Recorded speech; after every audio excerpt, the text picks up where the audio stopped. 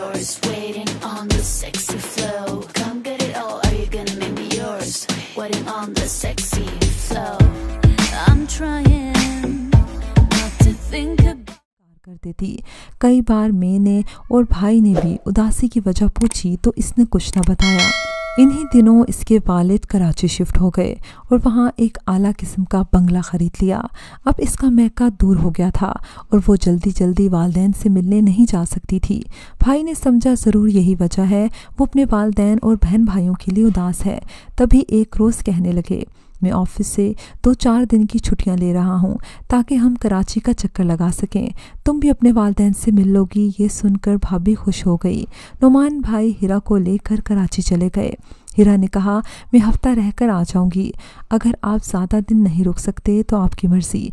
भाई ने बीवी को इसके मैके छोड़ा और 3 दिन के क़याम के बाद वो लौट कर आ गए। हिरा 2 हफ्ते कराची ठहरी और फिर हवाई जहाज़ से वो सियालकोट आ गई। आने से पहले इसने नुमान भैया को फ़ोन कर दिया था। वो इसको लेने के लिए एयरपोर्ट चले गए।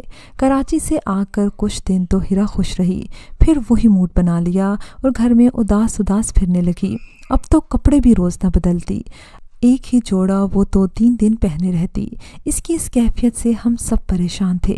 बज़ाहिर हमसे उलझती और ना ही वो लड़ती झगड़ती, क्योंकि अम्मी अब्बू भाई सभी इसका बेहद ख्याल रखते थे। लेकिन कोई गम अंदर ही अंदर इसको खा रहा था, जैसे लकड़ी को दीमक चाटती रहती है। अम्मी ने भाई से कहा, इसे शायद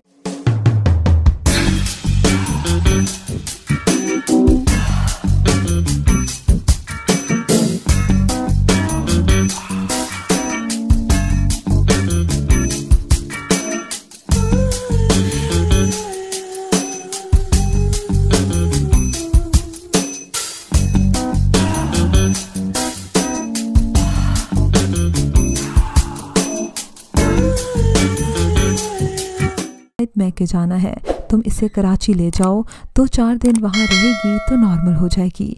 फिर ये मामूल हो गया। 1 माह बाद भाई को ज़रूर हिरा के हमरा कराची जाना पड़ता। भाई बहुत मुश्किल से छुट्टी लेते थे, क्योंकि बार बार छुट्टी लेना आसान नहीं होता। अक्सर ऐसा होता, भाई छोड़कर ख़ुद वापस आ जाते।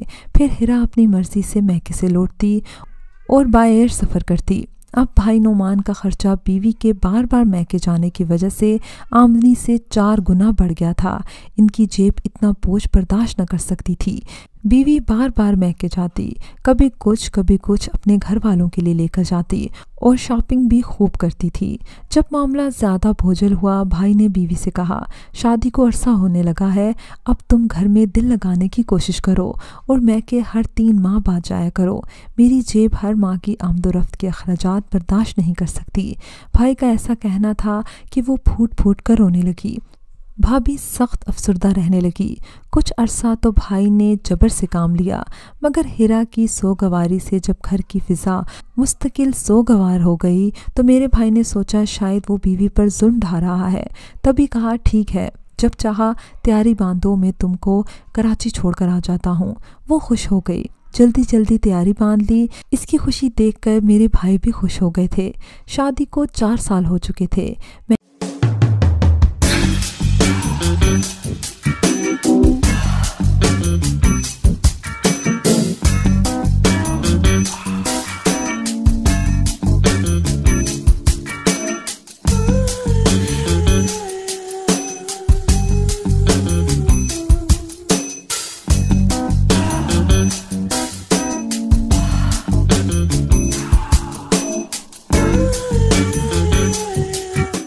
से वालेहाना प्यार का आलम वही पहले दिन वाला था।